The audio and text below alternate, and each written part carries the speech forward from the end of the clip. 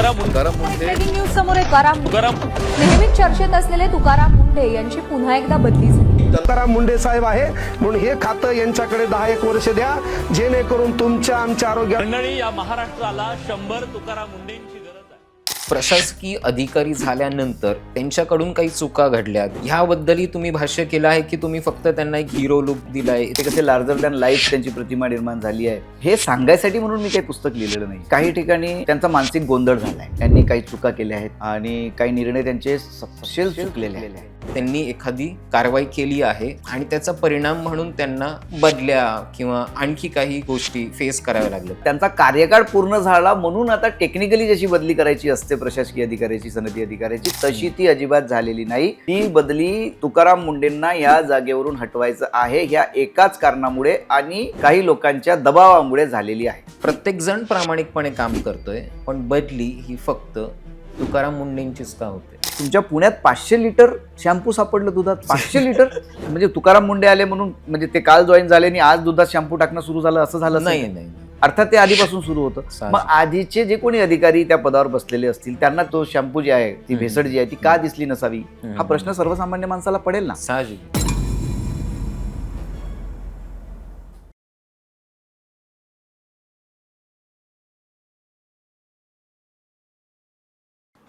तर आता आधी प्रश्नांना सुरुवात करण्याआधीच मला हे नमूद करायचं आहे की आजचं जे संभाषण आहे हे फक्त ह्या व्यक्तीवर टीका करण्यासाठी नाही आहे, तर ॲक्च्युली तो व्यक्ती डिझर्व करतो की लोक त्यांच्याबद्दल बोलतील, त्यांच्यावर एक पुस्तक येऊ शकतं. ओके, सो आधीच मी हे क्लिअर करतो की हे एक टीकात्मक नसेल हे संभाषण.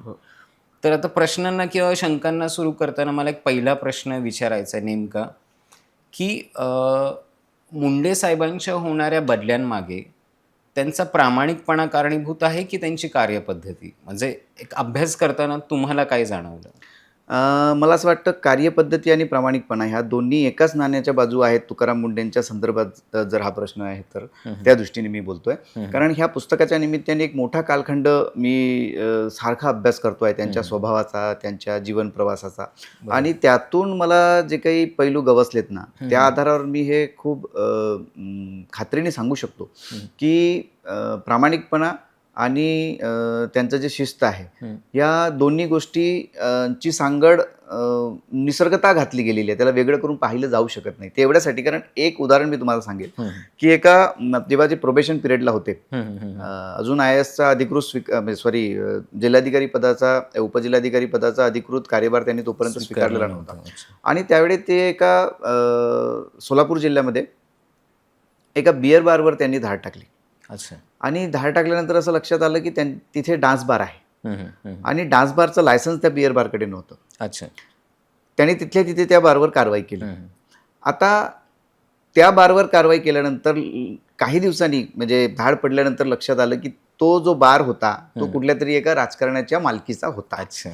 खळबळ उडाली आणि त्यातनं प्रश्न हा निर्माण, त्यांच्यावर दबाव निर्माण झाला की शेवटी राजकारणी माणसं असतात आणि कुठल्या तरी त्यांच्या जिल्ह्यातल्या अधिकार क्षेत्रात काम करणारा, म्हणजे त्या राजकीय नेत्याच्या अधिकार क्षेत्रात काम करणारा एखादा उपजिल्हाधिकारी दर्जाचा अधिकारी असा कसा त्यांच्या बारवर धाड कारवाई करू शकतो? तर दबाव निर्माण झाला आणि त्या दबावातून असं प्रयत्न करण्यात आला की ती कारवाई म्हणजे त्याचं स्वरूप मवाळ करण्यात यावं. अच्छा. म्हणजे अगदी डान्स बार वगैरे होता इथपर्यंत ते जाऊ नये वगैरे वगैरे, पण त्या दबावाला ते अजिबात बळी पडले नाहीत. हा त्यांचा प्रामाणिकपणा होता. बरोबर. आणि कारवाई तिथल्या तिथे केली, अजिबात त्यात कुठलाही वेळ दवडला नाही.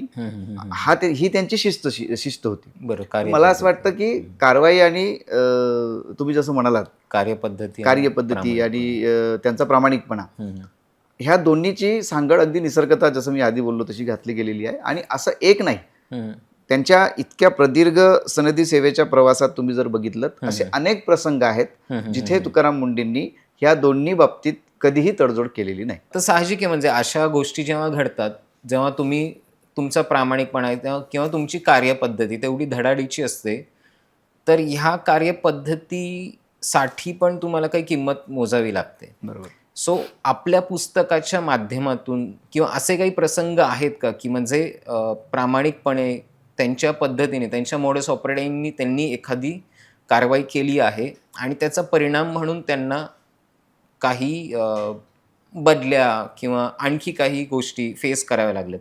सो असं काही आपण पुस्तकात पाहायला मिळेल का आपल्याला? हे हा फार सुंदर प्रश्न आहे तुमचा.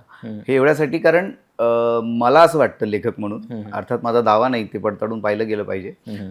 तुम्हाला ऐकून आश्चर्य वाटेल की प्रोबेशन पिरियड संपवून जेव्हा ते पहिल्यांदा उपजिल्हाधिकारी म्हणून रुजू व्हायला सज्ज झालेत, त्यावेळी त्यांना पहिला जो आदेश मिळाला ना, तो सांगली जिल्ह्यातल्या मिरज इथला होता. अच्छा. मिरज हे ऐतिहासिक शहर आहे आणि त्याच्यामुळे राजकारणाचंही फार जे काही सूत्र आहेत ते खोलवर रुजलेले आहेत मिरजच्या मातीमध्ये.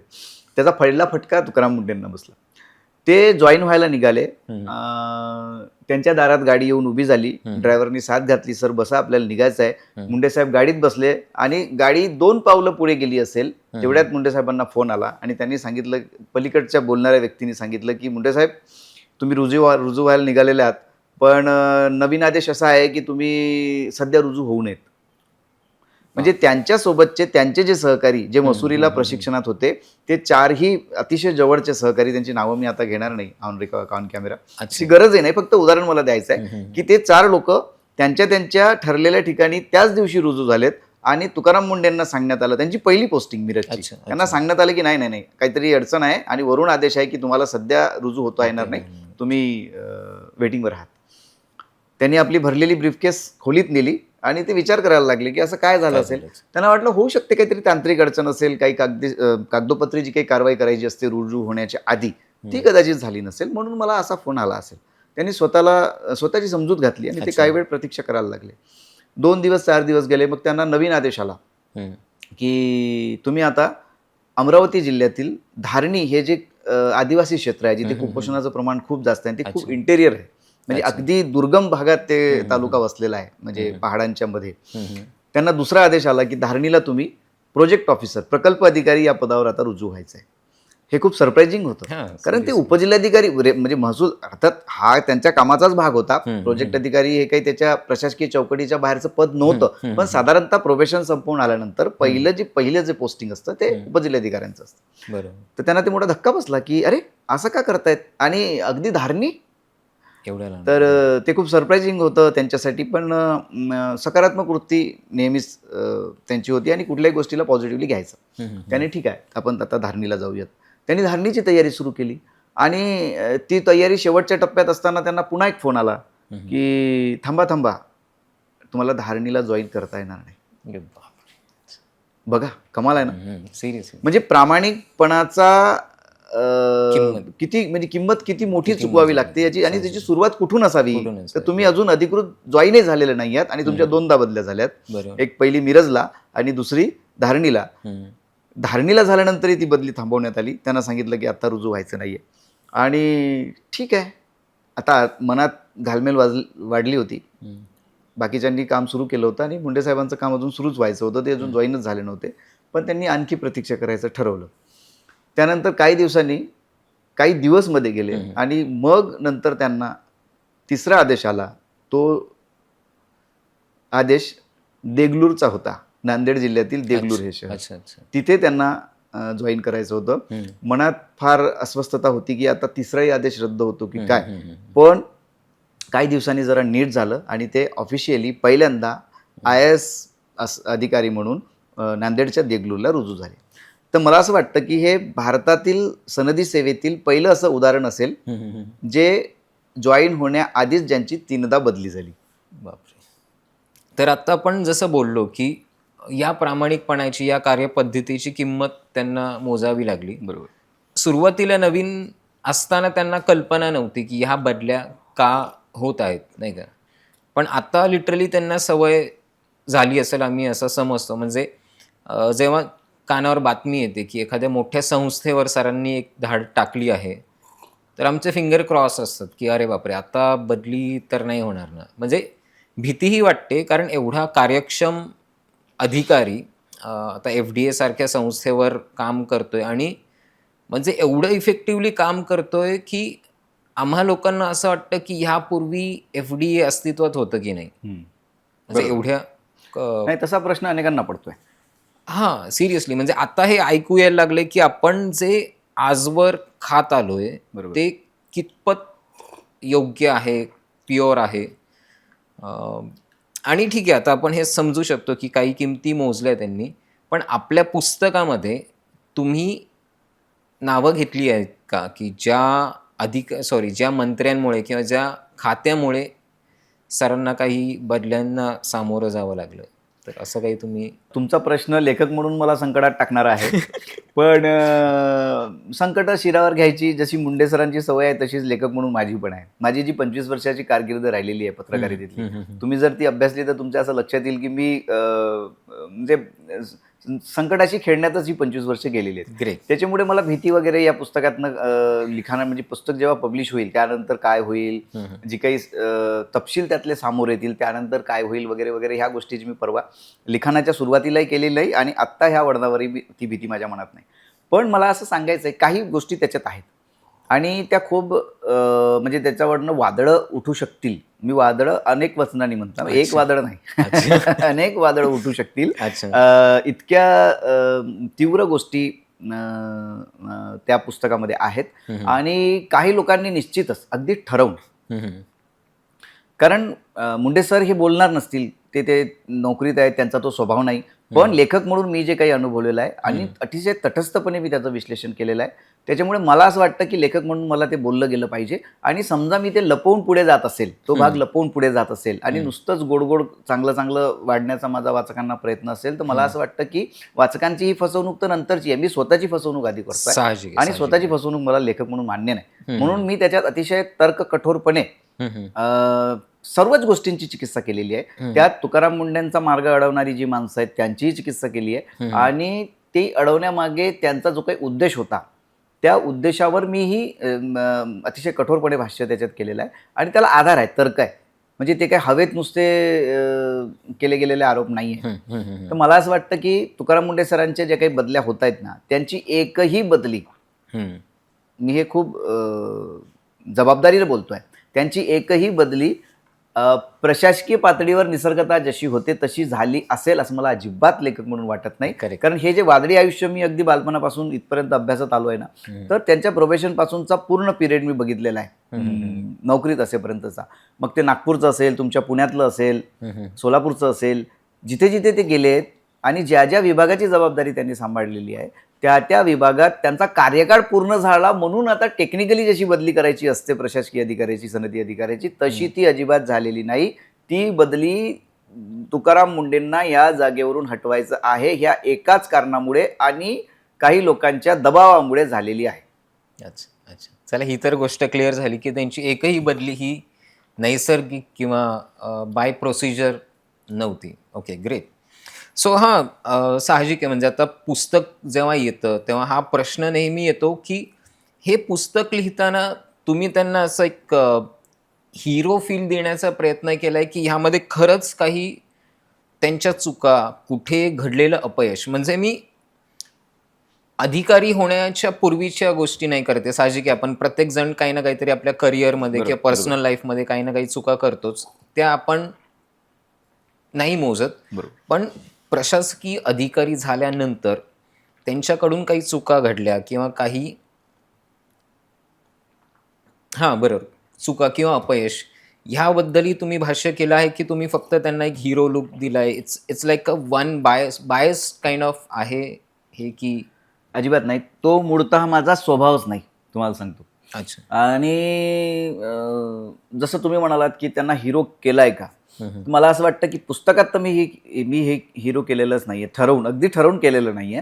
जर काही प्रसंगांमध्ये ते हिरो भासत असले पुस्तकातून तर ते अर्थात त्यांचं नैसर्गिक श्रेय आहे, तो जे त्यांना मिळालं पाहिजे असं मला वाटतं.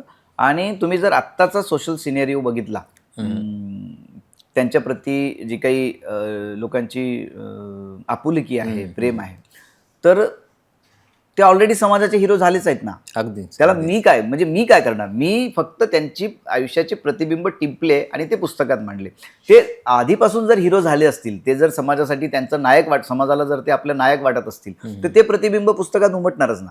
त्यासाठी लेखक म्हणून मी काही आणखी वेगळे एफर्ट्स घेतलेत असं अजिबात झालेलं नाहीये. आणि दुसरं तुम्ही म्हणालात की पुस्तकात तुकाराम मुंडेंचं कौतुकच आहे का, असं म्हणजे तुम्ही थेट त्या शब्दात बोलले नसाल, पण तुमचा प्रश्नाचा अगदी- आशय माझ्या अगदी- लक्षात अगदी आलेला आहे. खरं.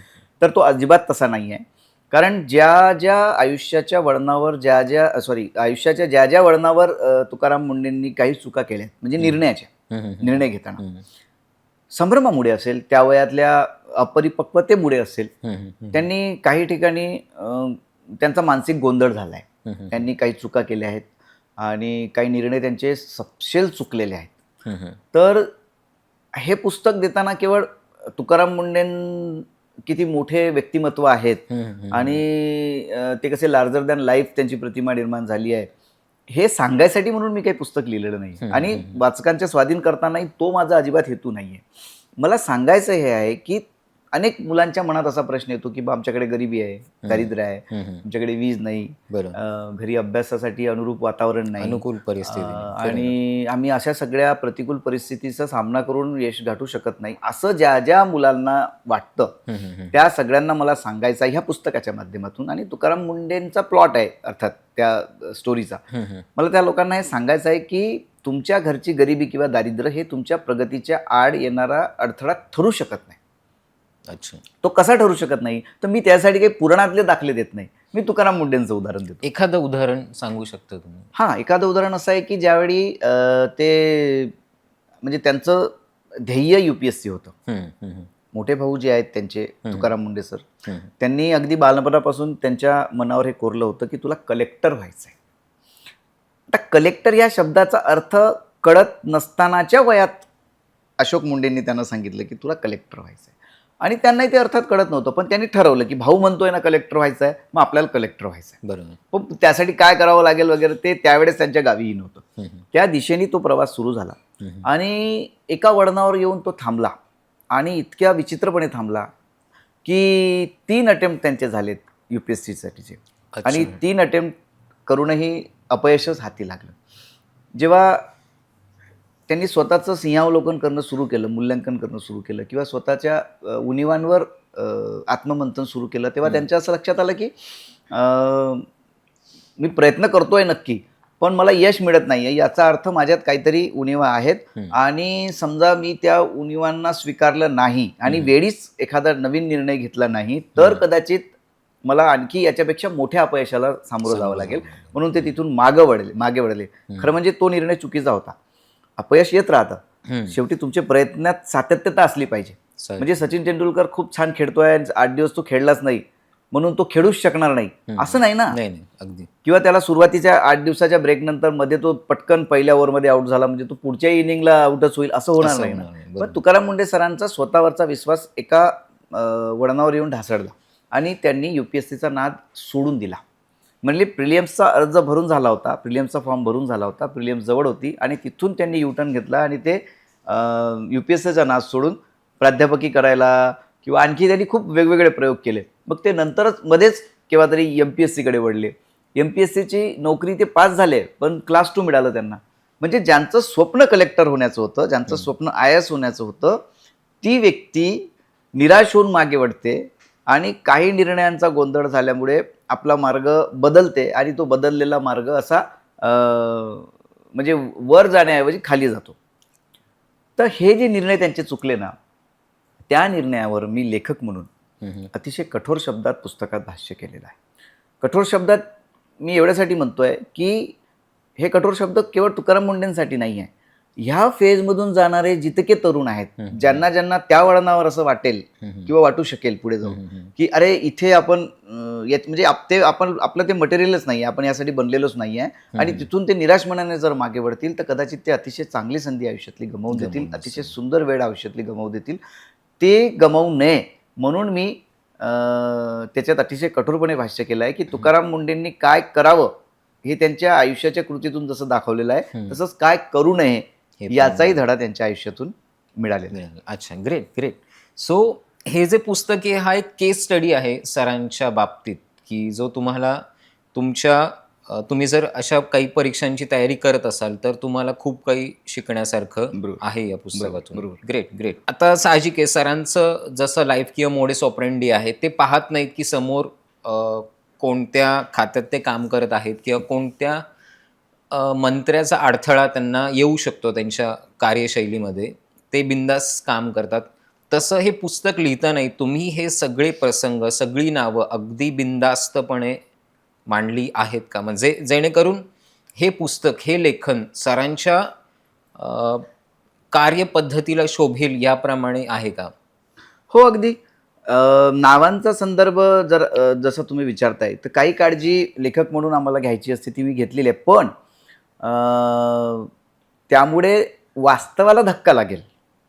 म्हणजे जे काही घडलंय तुकाराम मुंडेंच्या आयुष्यामध्ये आणि ज्या ज्या संकटांना त्यांना सामोरं जावं लागलंय आणि ज्यांच्यामुळे सामोरं जावं लागलेलं आहे, त्या माणसांचा लेखाजोखा त्याच्यात आहे.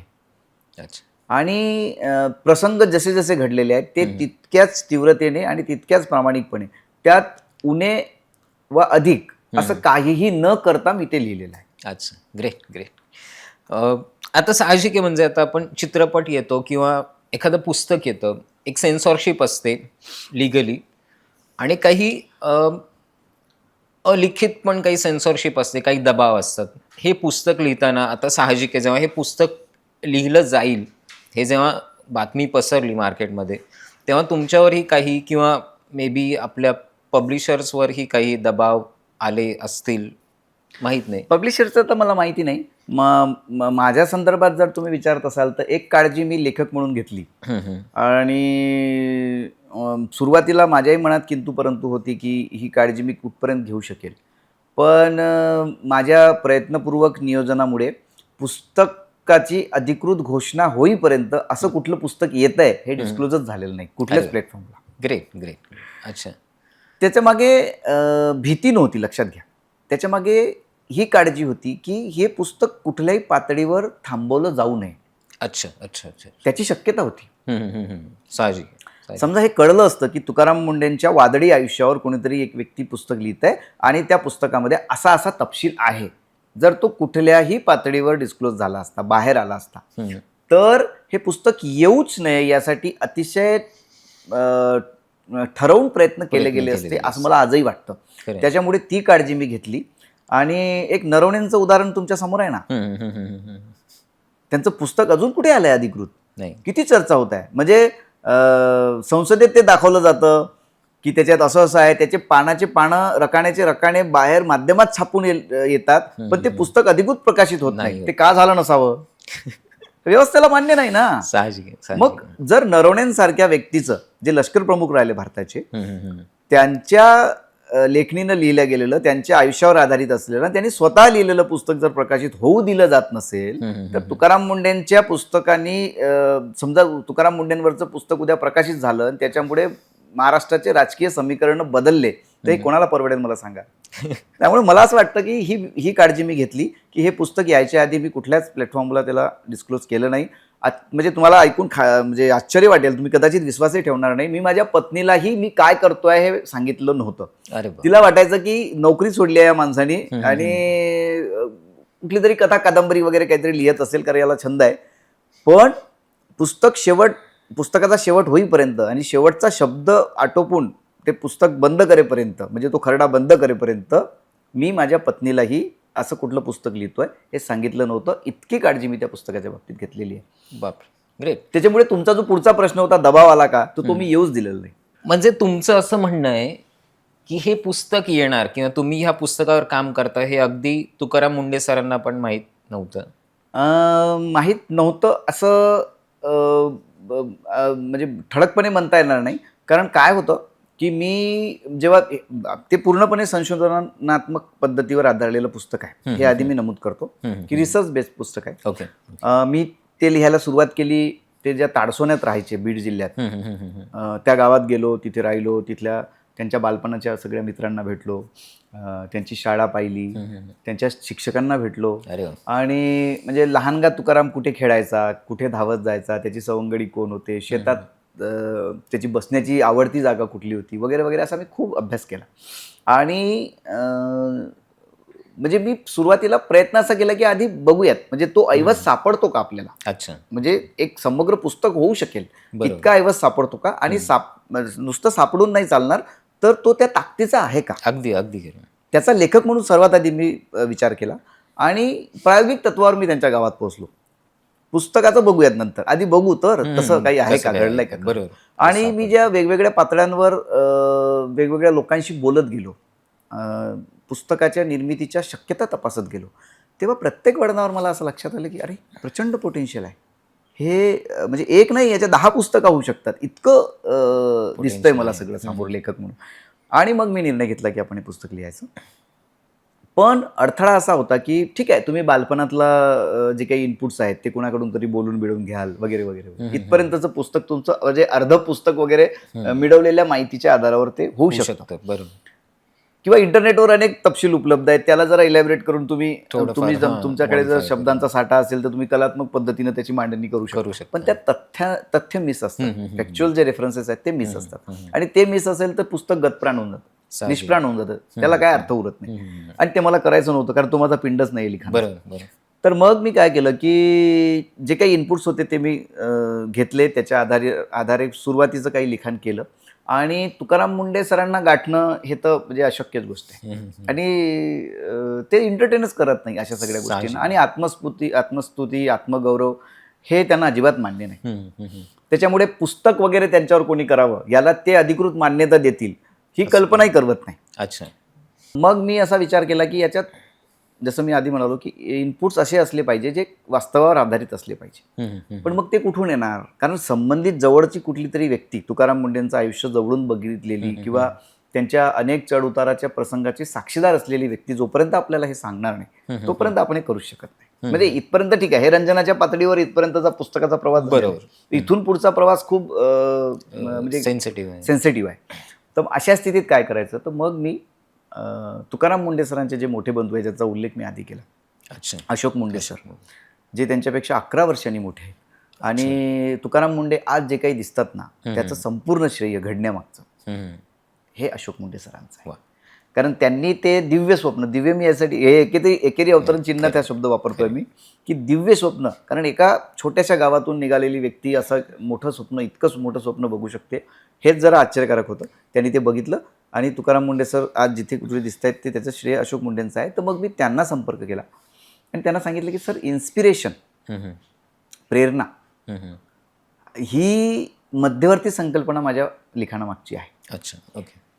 पण केवळ तेवढंच देऊन चालणार नाही. म्हणजे इन्स्पिरेशन, ॲस्पिरेशन आणि ॲक्शन, साहजिक आहे, तिन्ही गोष्टी, ह्या तिन्ही गोष्टी त्या पुस्तकात आल्या तरच ते संपूर्ण पुस्तकाच्या स्वरूपात येऊ शकेल.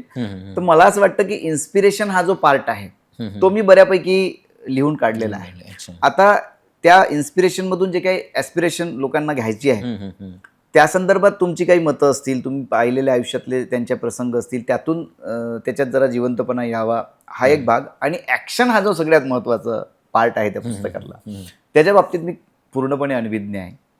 तर तो मला केवळ तुमच्याकडून काही इनपुट जर मिळाले तर मी त्याच्यावर आधारित काहीतरी करू शकेल. तर ते म्हणाले ॲक्शन या विषयावर मी काही बोलणार नाही, ते तुम्ही मिळवा, तुम्हाला कुठून कुठून कसे कसे मिळू शकतात ते मिळवा. इन्स्पिरेशनच्या विषयावर असेल तर मी ते मदत करायला तयार आहे. तर मग अशोक सरांनी मला काही बाबतीत म्हणजे त्यांचा बालपणाचा संघर्ष आणि बाकी मग म्हणजे ज्या गोष्टी मला गावात जाऊन कळल्या नव्हत्या त्या अशोक सरांकडून कळल्या. आणि त्यातून मग ते सगळं ऐवज माझ्या हाती लागत गेला.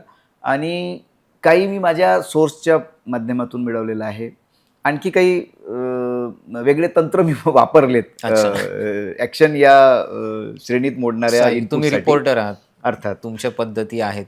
तर त्यातून मग तो पूर्ण पुस्तकाचा ऐवज गोळा झाला आणि आज हे पुस्तक वाचकांच्या समोर आहे. वा, ग्रेट. खरं तर तुमचं कौतुक करण्यासारखं आहे, कारण हे पुस्तक लिहिणं एक साहस आहे. साहस आहे की दुस्साहस आहे हे मे बी आपल्याला पब्लिश ते आता बघणाऱ्याच्या दृष्टिकोनावर अवलंबून आहे. खरे, अगदी खरे. कुणाला विचारून लिहिलं हे पुस्तक असा प्रश्न तुम्हाला सरांनी विचारला का आजवर? नाही, कारण मी जेव्हा त्यांना या पुस्तकाच्या प्रकाशनाच्या संदर्भात पहिल्यांदा ऑफिशियली त्यांच्याशी बोललो की सर मला असं असं पुस्तक झालेलं आहे आणि तुम्हाला प्रकाशनाला यायचं आहे, तर ते म्हणाले अरे पण काय आहे त्या पुस्तकात, मला जरा बघावं लागेल ना एकदा. तर मी पहिला खरडा, अर्थात पुस्तक रूपात ते यायचं होतं, तो जो माझा पहिला दुसरा खरडा होता तो मी त्यांना पाठवला आणि म्हटलं जरा सर नजर घाला. तर ते फार गहिवरून आलं त्यांना. ते एका विशिष्ट पुष्टसंख्येच्या पुढे जाऊ शकले नाहीत. जसं मी माझ्या अनेक मुलाखतींमध्ये बोललो आहे की तुकाराम मुंडे हे जे इतके कर्तव्य कठोर स्वभाव आणि आक्रमक दिसतात ना, त्यांच्या या व्यक्तिमत्वाच्या पलीकडे अतिशय संवेदनशील आणि काय बोल हळवी व्यक्ती आहे. म्हणजे एक प्रसंग मला तुम्हाला सांगायला आवडेल. नक्की नक्की. प्रोबेशन संपवून ते मसुरीला परत जात होते आणि तिथून फायनली त्यांना ऑफिशियली अधिकृत नियुक्तीपत्र मिळणार होतं.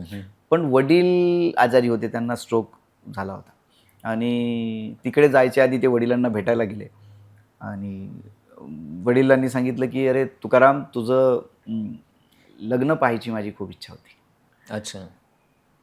आणि ते अंगावर अक्षरशः काटे येतात, कारण मी ते आयुष्य जगलोय लिहिता लिहिता. म्हणजे मला प्रत्येक पानावर मी तुकाराम आहे की काय असं वाटायला लागलं होतं, इतकं मी एकरूप झालो होतो त्या सगळ्या त्यांच्या प्रवासाशी. तर जेव्हा ते भेटायला गेले वडिलांना आणि हातात हात घेऊन वडिलांनी सांगितलं की मला तुझं लग्न बघायचं होतं, पण माझ्याकडे आता फार दिवस कमी उरलेत असं मला वाटायला लागलंय. आणि वडिलांवर आईंवर तुकाराम मुंडेंचं प्रचंड प्रेम. त्यांनी खूप तळहाताच्या फोडाप्रमाणे त्यांना जपलं शेवटच्या टप्प्यामध्ये आणि ते जायला निघाले, पण इलाज नव्हता आणि ते निघाल्यानंतर कळलं की बाबा गेलेत. तर त्यांना मसुरीला जायचं होतं. ते हे सगळं आटोपून ते मसुरीला निघाले. दिल्लीपर्यंतचा प्रवास रेल्वेने करायचा होता. ते रेल्वेत बसले, रेल्वे धावायला लागली, काही अंतर गेली आणि त्यांच्या डोळ्यासमोर सारखी वडिलांची प्रतिमा तरळायला लागली आणि वडिलांनी केलेले कष्ट, जे काही हाल अपष्ट सहन केल्या, अतिशय कठीण प्रसंगात पैसे नसताना आणि म्हणजे 10व्या वर्गात चप्पल मिळाली तुकाराम मुंडेंना. बापरे. 10व्या वर्गात म्हणजे वयाच्या 16 वर्षापर्यंत ते अनवाणी पायाने काट्या कुट्यात शेतात राबत होते. तुम्ही विचार करा किती टोकाची गरिबी असेल त्यांची.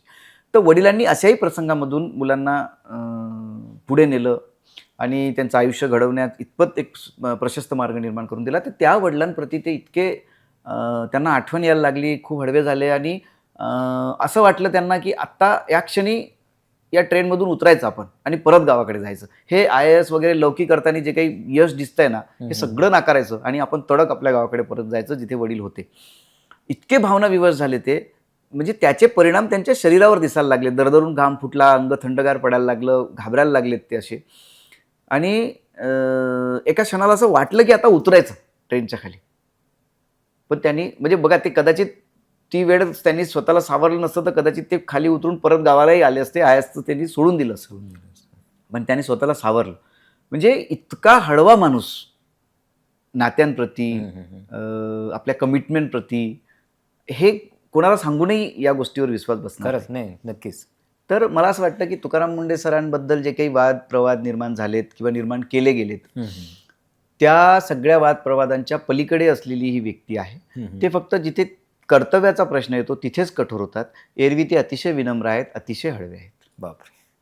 नाही, साहजिक. आता तुमचं पुस्तक येतंय किंवा तुमच्या माध्यमातून आम्हाला तुकाराम मुंडे साहेब हे अधिक उलगडत चालले आहेत.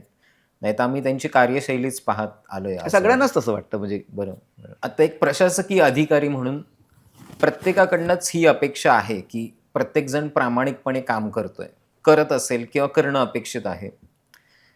प्रत्येकजण प्रामाणिकपणे काम करतोय, पण बदली ही फक्त तुकाराम मुंडेंचीच का होते? म्हणजे सॉरी, बदली नाही म्हणायचं मला, बदल्या म्हणायचं. नाही आलं लक्षात तुमचा प्रश्न मला. हे बघा, म्हणजे तुकाराम मुंडे हे एकच प्रामाणिक अधिकारी आहेत आणि बाकी सगळे आपल्या कर्तव्यात कसूर करतात असं मला म्हणायचं नाही. सगळ्यांप्रती मला आदर आहे. पण मला असं वाटतं की ज्या तीव्रतेने ज्या गोष्टी घडायला पाहिजेत, एक सनदी अधिकारी म्हणून तुमच्याकडून खूप मोठी अपेक्षा असते समाजाची. आणि समजा तुमच्याकडे 10 टास्क तुम्हाला देण्यात आलेले आहेत अधिकारी म्हणून, आणि त्यातले तुम्ही केवळ 2 टास्क करून शांत बसत असाल पूर्ण करून, आणि 8 टास्क तसेच राहत असतील प्रलंबित, ज्याचा संबंध थेट समाजहिताशी आहे किंवा समाजाच्या मूलभूत गरजांशी आहे, तर मात्र तुमच्या कार्यशैलीवर प्रश्नचिन्ह उपस्थित होऊ शकतात. आता लोक विचारतात, मी नाही म्हणत. FDL आल्यापासून तुकाराम मुंडे जो कारवाईचा तडाखा अक्रॉस द महाराष्ट्र दिसतोय, तो याच्या आधीच्या अधिकाऱ्यांनी का केला नाही? हा माझा प्रश्न नाही, हा लोकांचा प्रश्न. साहजिक. हा तुमचा जो प्रश्न आहे की बाकी प्रामाणिक अधिकारी पण तसंच करतात, फक्त चर्चा मुंडेंची का होते? तर ती समजा मुंडे आत्ता इथे आले नसते तर दुधात ह्या प्रमाण म्हणजे तुमच्या पुण्यात 500 लिटर शॅम्पू सापडलं दुधात, 500 लिटर. अच्छा, हे आज म्हणजे तुकाराम मुंडे आले म्हणून म्हणजे ते काल जॉईन झाले आणि आज दुधात शॅम्पू टाकणं सुरू झालं असं झालं नाही असेल? नाही नाही. अर्थात ते आधीपासून सुरू होतं. साहजिक. मग आधीचे जे कोणी अधिकारी त्या पदावर बसलेले असतील त्यांना तो शॅम्पू जी आहे ती भेसळ जी आहे ती का दिसली नसावी, हा प्रश्न सर्वसामान्य माणसाला पडेल ना. साहजिक आहे. तुमच्या पुण्यातल्या बेकरीमध्ये जे काही सापडलं, किंवा आपण मोठे ब्रँड घेऊयात, अगदी. पहिली कारवाई त्यांनी पतंजलीला केली. आता त्यात कारवाईवर मी बोलणार नाही, त्याचे काय निकष होते, त्याच्यात काय पुरावे सापडले मला माहिती नाही. पण त्याआधी पतंजली सारख्या मोठ्या ब्रँडवर हात टाकण्याचं धाडस कोणी का केलं नसावं असा प्रश्न जनतेला पडतोय ना. साहजिक आहे. साहजिक. गोरस पाकचं उदाहरण आहे वर्धेचं. ते गांधींच्या विचारावर चालणारी संस्था आहे आणि त्या संस्थेच्या माध्यमातून गोरस पाकची निर्मिती केली जाते. गांधींबद्दल आदर आहे, प्रश्नच नाही. पण समजा एफडीएचे आयुक्त म्हणून तुकाराम मुंडेंना असं वाटलं असेल की केवळ गांधींच्या विचारांचा पांघरून घालून काही उणिवांकडे दुर्लक्ष करू शकत नाही असं जर तुकाराम मुंडेंना वाटलं असेल आणि त्यांनी समजा ती कारवाई केली असेल, तर ती कारवाई गैर कशी ठरवता येईल मला सांगा बरं. ती समजा कारवाई योग्य होती तर मग आजपर्यंत कुठल्याही अधिकाऱ्यांनी गोरस पाकच्या त्या जिथे कुठे तुकाराम मुंडेंच्या विभागाने कारवाई केली तिथे कोणी का गेलं नसावं असाही प्रश्न जनता विचारते ना. अगदी. हे यातला कुठलाही प्रश्न माझा नाही, एक लक्षात घ्या, हे जनतेचे प्रश्न आहेत. प्रश्न साहजिक आहे. तर तुमचा जो प्रश्न होता मूळ प्रश्न की बाकी लोक ही काम करतात, चर्चा मुंडेंचीच का, तर फरक अगदी तुमच्या डोळ्यासमोर आहे. आणि त्याची तीव्रता जर लक्षात घ्यायची असेल तर केवळ एफडीएवर बोललात तरी तुम्हाला 1000 उदाहरणं अशी देता येतील या प्रश्नाच्या उत्तरादाखल. म्हणजे युजली असं पाहण्यात येतं की आपल्या देशात ज्या गोष्टी घडतात मोठ्या प्रमाणावर त्याच्यामागे काही ना काहीतरी कारण असतं. म्हणजे आता फॉर सपोज काही वर्षांपूर्वी नेस्लेवर एक कारवाई झाली होती. कारवाई म्हणण्यापेक्षा त्यांच्या मॅगीच्या सॅम्पलमध्ये काही लीड सापडलं असं काहीतरी दिसलं होतं मे बी. आणि मग काही दिवस बॅन केली होती मॅगी. पण मग काही दिवस बॅन होती मॅगी, त्याच पिरियडमध्ये अजून एका ब्रँडनी मॅगी सारखं प्रॉडक्ट मार्केटमध्ये उतरवलं. ओके, ते प्रॉडक्ट मार्केटमध्ये उतरवलं एका मोठ्या माणसाची कंपनी आहे, तुम्ही आत्ता नाव घेतलं त्यांचं, तर ती गव्हर्नमेंटच्या जवळची आहे. ओके, मग ते प्रॉडक्ट मार्केटमध्ये आलं, ते सेल झालं. बरोबर. एवढा काही खास सेल झाला नाही. पुन्हा मग मॅगीला क्लीन शीट देण्यात आली. बरोबर. सो हे एक थोडं मॅनिप्युलेट केलं जातं का, म्हणजे एखादा ब्रँड, म्हणजे आता सर एफडीए मध्ये काम करतायत, बरोबर, बऱ्याच ब्रँडवर त्यांनी कारवाई केली. रोज नवीन मोठं नाव ऐकलं की आम्हाला टेन्शन येतं की अरे बापरे सरांची बदली तर नाही होणार ना. पण बदली नाही झाली सर. म्हणजे काही कारण आहे का ह्या बदली मागे झालेल्या? एफडीए मधलं त्यांचं काही काम सरकार काही करून, म्हणजे काही डोक्यात असेल का सरकारच्या, की म्हणजे तुकाराम मुंडेंना एफडीए आणण्यामागं काही उद्देश असेल का सरकारचा? ह्यावर मी काय बोलावं, म्हणजे हे सरकारच सांगू शकेल. पण मला असं वाटतं की तुकाराम मुंडेंची बदली कुठल्याही, म्हणजे माझं व्यक्तिगत आकलन आहे, माझ्याकडे कुठले त्याला आधार नाहीये, पुरावे नाहीयेत, मला असं वाटतं की तुकाराम मुंडेंची कुठलीही बदली विनाकारण झालेली नसावी. अगदी. तर ते जे दिव्यांग विभागात काम करत होते तेव्हा तुम्ही जर दिव्यांग विभागातलं काम सगळं तपासून बघितलं तर त्यांनी अनेक अशा बोगस संस्था ज्या आहेत ज्या दिव्यांगाच्या नावावर शासकीय मर्यादा लाटतायत त्यांचे लायसन्स रद्द केले. म्हणजे त्यांची काय म्हणतात त्याला परवानगी जी आहे ती रद्द केली.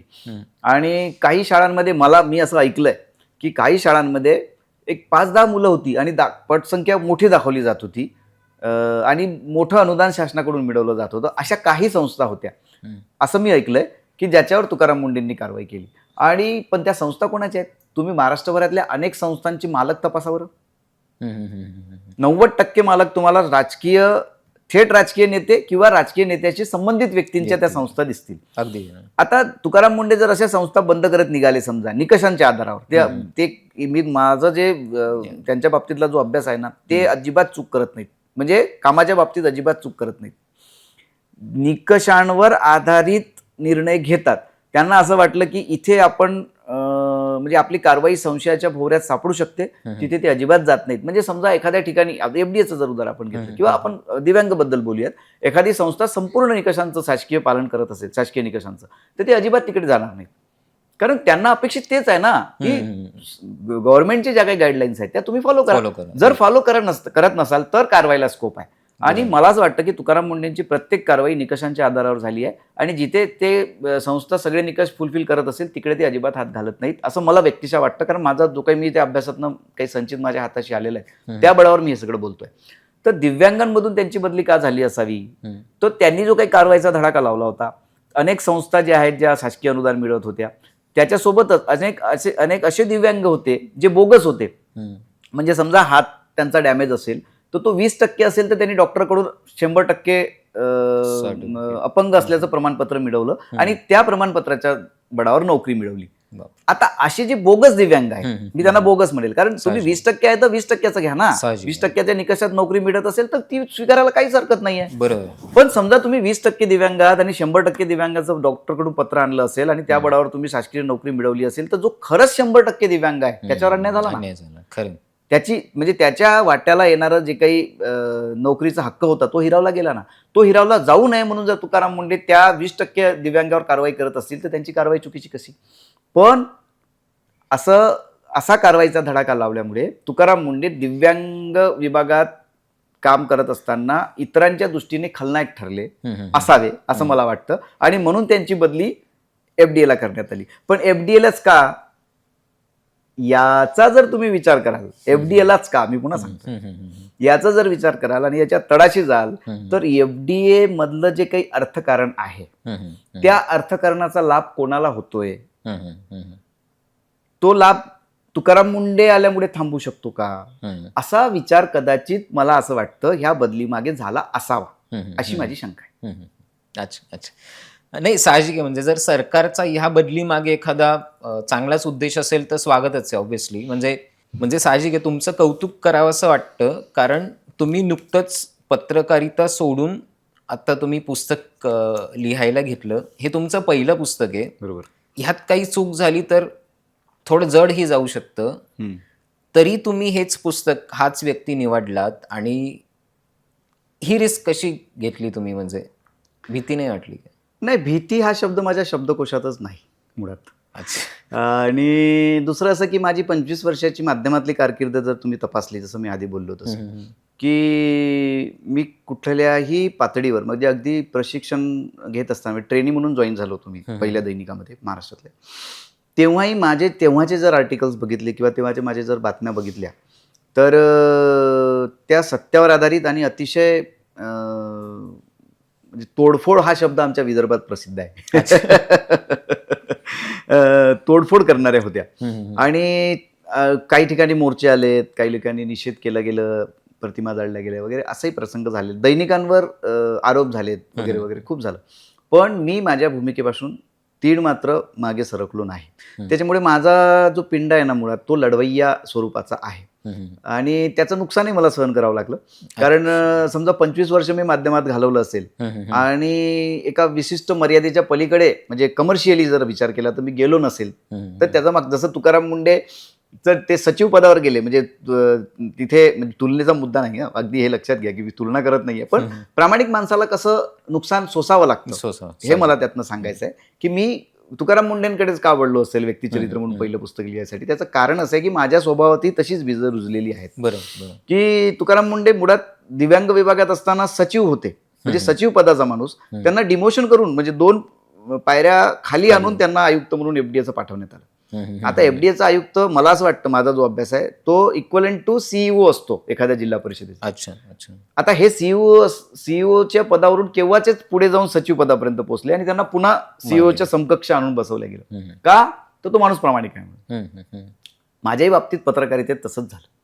मी 25 वर्ष माझ्या भूमिकेशी तडजोड न करता लिहित राहिल्यामुळे मला त्याचे प्रचंड नुकसान सहन करावे लागले आणि ज्या ज्या दैनिकात मी नोकरी केली आहे त्या दैनिकात अर्थात काही लोक माझ्या पाठीशी पण उभे राहिले, त्यांनी खंबीर साथ दिली, पण ज्यांच्या हातात अधिकार होते मला पुढे जाऊ देण्याचे किंवा मुक्तपणे लिहू देण्याचे, त्या लोकांनी काही दैनिकांमध्ये असं झालं की हा खूपच वास्तव लिहितो आणि एवढं वास्तव आपल्याला आर्थिकदृष्ट्या परवडणारं नाही आहे संस्था, म्हणून मला मग त्याचा त्रास सोसावा लागला. पण मी भीती, जसं तुम्ही म्हणालात की भीती होती का, तर मी कौटुंबिक पातळीवर माझं नुकसान होईल, आर्थिक पातळीवर माझं नुकसान होईल, त्याचा फटका माझ्या संपूर्ण कुटुंबाला बसेल, याचा विचार मी अजिबात केलेला नाही. अर्थात तो करायला पाहिजे, कारण तुमची भूमिका तुमचे तत्व काहीही असले तरी तुमच्या मागे 4 जीव असतात जे तुमच्यावर अवलंबून असतात. बरोबर. अशा वेळेस प्रॅक्टिकल जर विचार केला तर आपण त्या 4 जीवांचा विचार करून काही बाबतीत तडजोड स्वीकारली पाहिजे. पण मी माझ्या तत्वांशी अजिबात तडजोड स्वीकारली नाही आणि त्याचं नुकसान माझ्यासह माझ्या कुटुंबालाही सहन करावं लागलं.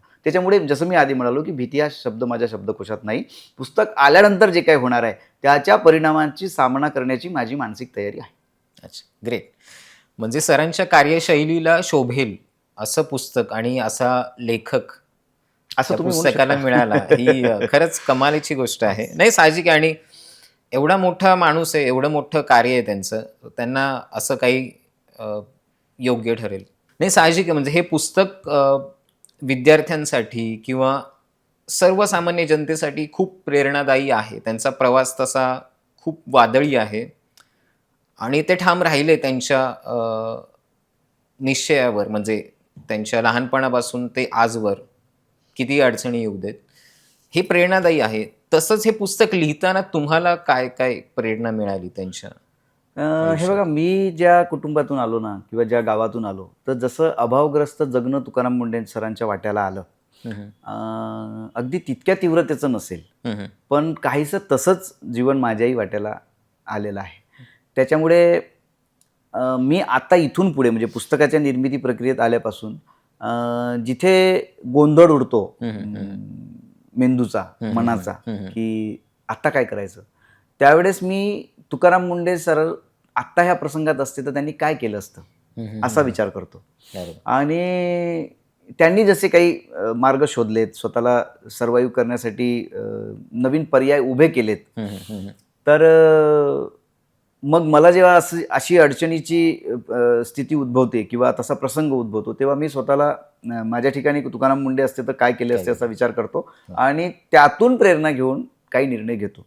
तर तुमचा जो प्रश्न आहे की बुवा यातनं काही मला मिळालं आहे का, तर अर्थात आणि मला म्हणून नाही, मला असं वाटतं की जे लोक हे पुस्तक वाचणार आहेत ना त्या अनेकांना त्यांच्या आयुष्यामध्ये अशा अडचणींच्या वळणावर मार्ग सापडेल, प्रेरणा मिळेल, इतकं तुकाराम मुंडे सरांचं आयुष्य प्रेरणादायी आहे. वा, ग्रेट. नाही, कुठे कुठे असंही वाटतं की सरांची सतत बदली होऊ नये, पण कुठं कुठं हेही वाटतं की त्यांची प्रत्येक खात्यात बदली व्हावी, जेणेकरून ते प्रत्येक खातं अगदी सुतासारखं सरळ करतील. म्हणजे दोन्ही विरोधाभास गोष्टी आहेत.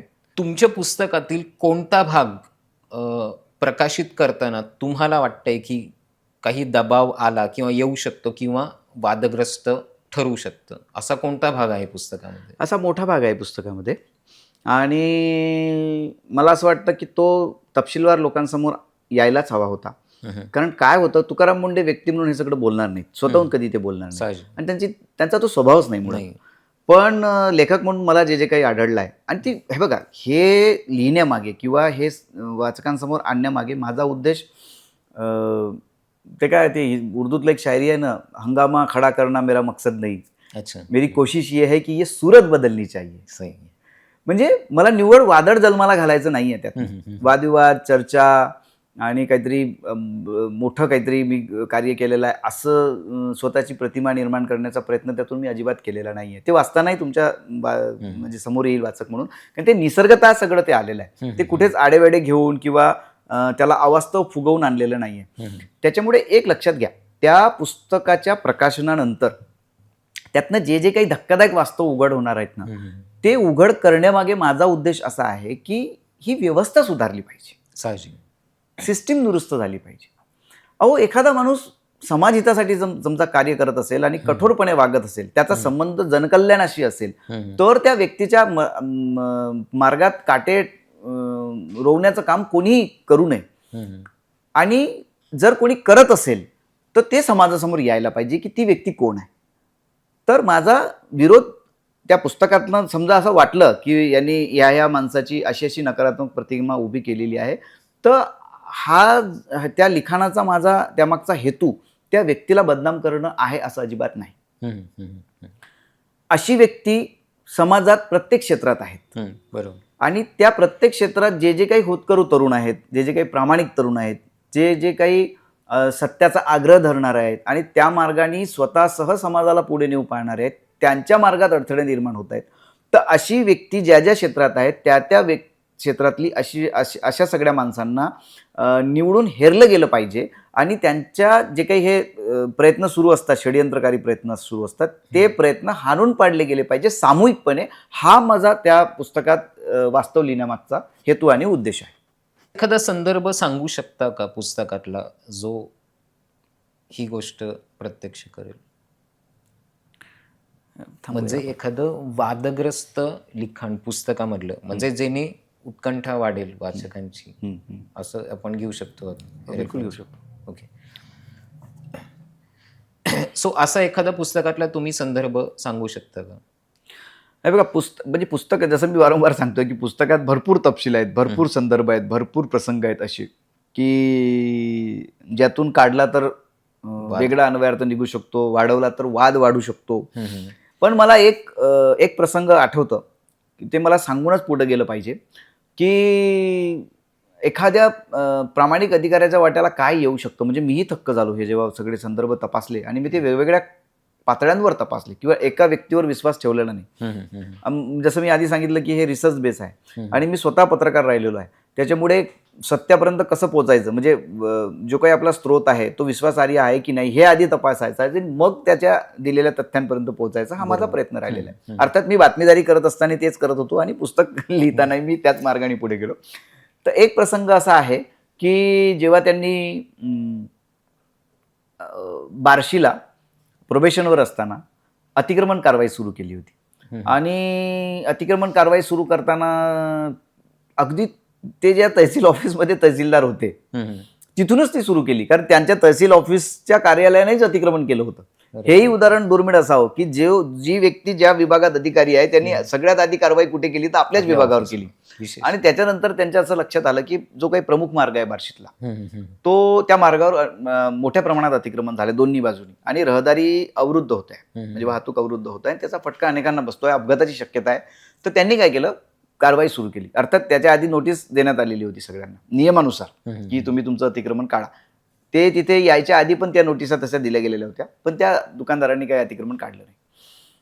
मग यांनी निर्णय घेतला की हे जर नोटीस देऊन काढत नसतील तर मग आपण कारवाई केली पाहिजे. यांनी ती कारवाई केली. रस्ता मोठा झाला, दोन्हीकडच्या दुकाना तोडल्या गेल्या. आता दोन्हीकडच्या दुकाना तोडल्या गेल्यामुळे ते लोक चिडले आणि ते अर्थात तिथल्या स्थानिक आमदाराकडे गेले आणि त्याला विनंती केली की तुम्ही जरा दबाव वाढवून त्या अधिकाऱ्याला आवरा, नाही तर मग आम्ही तुमचे मतदार आहोत हे लक्षात ठेवा. आता हे मतांचं गणित आहे, लक्षात घ्या. राजकारण आहे आणि राजकारण करायचं असेल तर तुम्हाला त्या राजकारणासाठी आवश्यक घटकांना नेहमी आनंदी ठेवावं लागतं. ते नाराज झालेत की तुमचं राजकारण संपलं. बरोबर. मग असे प्रयत्न सुरू झाले की तुकाराम मुंढेला आधी समजवून पाहिलं की बाबा बघ, गाठ माझ्याशी आहे, अजिबात पुढे जायचं नाही. आणि नंतर त्यांनी दुसऱ्या दिवशी पुन्हा कारवाई केली. म्हणजे असा दबाव आल्यानंतरही त्यांनी तितक्याच तीव्रतेने दुसऱ्या दिवशी कारवाई पुढे ठेवली. मग असं लक्षात आलं की हा दबावाला जुमानत नाही. मग काय करायचं, तर मग काही महिलांना पुष्पगुच्छ देऊन त्यांना भेटायला पाठवण्यात आलं आणि त्यामागचा प्रयत्न वेगळा होता. पण योगायोग असा की ते कामात बिझी असल्यामुळे त्या महिलांशी भेटले नाहीत आणि त्या महिला न भेटताच तिथून परत गेल्या. पण तिथून त्या परत घरी नाही गेल्या, त्या तडक पोलीस स्टेशनला गेल्या आणि त्यांनी तिथं जाऊन सांगितलं की तुकाराम मुंढेंनी आमचा विनयभंग केलाय. बापरे. फोनाफोनी झाली, कारवाईची प्रक्रिया सुरू झाली, तक्रार दाखल झाली पोलिसांमध्ये. गुन्हा दाखल होणार त्याच्या आधी तिथले त्यावेळेसचे जे काही पोलीस अधीक्षक होते किंवा जिल्हाधिकारी होते त्यांना असं लक्षात आलं की असं कसं करेल प्रोबेशनचा अधिकारी आणि काल परवा जॉईन झालेला. त्यांना जरा शंका आली, म्हणजे महिलांच्या तक्रारीवर शंका आली. त्यांनी त्यांच्या व्यक्तिगत पातळीवर काही चौकशा सुरू केल्या आणि नंतर लक्षात आलं की हा ट्रॅप होता. अच्छा. हे षडयंत्र होतं तुकाराम मुंढेला गोवण्याचं. बघा म्हणजे किती पहिल्याच टप्प्यावर IAS असलेला व्यक्ती संपला असताना उद्या समजा त्या तिथल्या ज्या अधिकाऱ्यांनी तुकाराम मुंढेंच्या प्रामाणिकपणावर विश्वास ठेवून त्यांना नैतिक संरक्षण पुरवलं ते समजा त्यावेळेस पुरवलं गेलं नसतं, किंवा आजचे जे काही होयबा अधिकारी आहेत आजच्या काळातले काही जे अगदी वरून फोन आला की लगेच कारवाई करायची, स्वतःचा मेंदू अजिबात वापरायचा नाही असं जिथे कुठे होतं, अशा म्हणजे मानसिकतेचे अधिकारी समजा त्यावेळेस तिथे राहिले असते तर कदाचित तुकाराम मुंढेंवर विनयभंगाचा गुन्हा दाखल झाला असता. आणि तो दाखल झाला असता तर तुकाराम मुंढे आज जे दिसतायत किंवा त्यांच्या कारवाईमुळे अनेकांचे जीव वाचले असं आपण वेबडीच्या निमित्ताने म्हणतोय, ते कदाचित घडू शकलं नसतं. म्हणजे एका सक्षम आणि कर्तव्यनिष्ठ अधिकाऱ्याला त्याच्या पहिल्याच पायरीवर संपवण्याचं षडयंत्र झाल्याचं त्या सगळ्या प्रकरणातून समोर आलं होतं. बापरे. इतकं सगळं विदारक तुकाराम मुंढेंच्या आयुष्यात घडलेलं आहे. बापरे. म्हणजे एखादा चित्रपट व्हावा अगदी ह्या लेवलचं. म्हणजे त्यांच्या एकेका कारकिर्दीवर एक चित्रपट व्हावा इतका हा सगळा प्रवास जो आहे तो संघर्षमय राहिलेला आहे. कमाल.